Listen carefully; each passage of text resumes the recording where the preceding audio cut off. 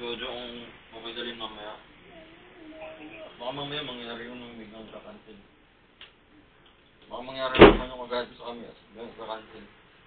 Dapat tinatawagan mo nga pala bago ko sabi sa bigla.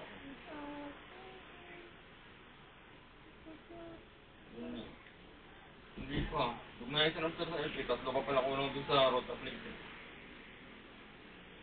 Pinag-cash ko na lang. Wala nang pera dito. Kukuha na ako dyan. Pinag-cash ko tatlong dalawang Bible, isang white sun.